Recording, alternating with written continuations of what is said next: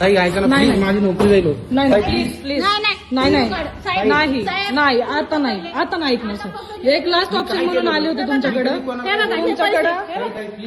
मी आले होते. नाही सॉरी सर, तुम्ही बहीण बोलले, तुम्ही पण अडकणार, सगळे अडकणार. आता मी जाते न्यायालयापर्यंत, मी जाते. मी शेवटचा ऑप्शन म्हणून तुमच्याकडे आले होते. मी शेवटचा ऑप्शन म्हणून बघा, ह्यांनी रिश्वत घेतली, सगळा मॅटर. मी पोलिसांपर्यंत आले होते की मला पोलिसांकडून मदत भेटेल, पण या माणसाने मला फसवलं. तो तात्पुरतं मला म्हटलं सेटलमेंट केली. मला या माणसाने मला सांगितलं यांचं नाव आहे गौतम जगताप. आता मी हे सेटलमेंट पर्यंत मी विषय केला नव्हता. ह्यांनी मला समजून सांगितलं की मी हे असं करणार आहे, थांबा, आम्ही त्याला चोप देतो, आम्ही त्याला समजवतो, आम्ही हे करतो, याव करतो. मी हे बघा, मला वरतीपर्यंत जायला तुम्ही भाग पाडलं साहेब, तुम्ही भाग पाडलं मला, तुम्ही मला भाग पाडलं, तुम्ही मला भाग पाडलं. आता मी करते, मला काय करते. नाही सर, कमिशनर ऑफिसला ओळख आहे माझी ओळख कमिशनर ऑफिसला आहे. मी सांगते लालच जाता काय, ही मध्ये फॅमिली ही सगळ्यांना वरती घेणार, सगळ्यांना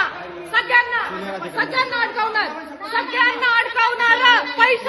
पैशाची लालच विकत घेता काय मला? भंगार कुठले, आयुष्यभर तळतळून मरतील.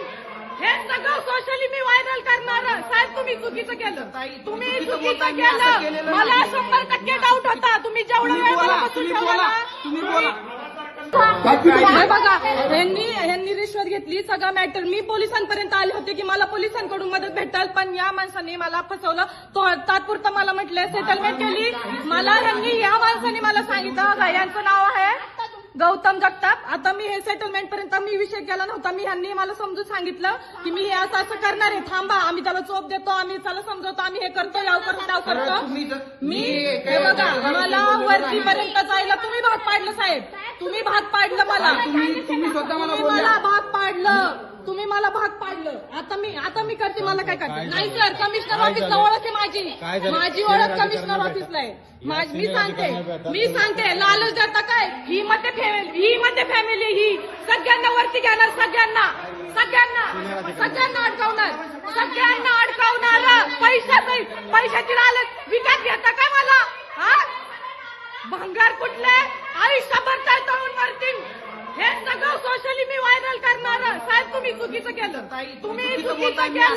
मला 100% डाऊट होता. तुम्ही जेवढा वेळ मला बसून ठेवला.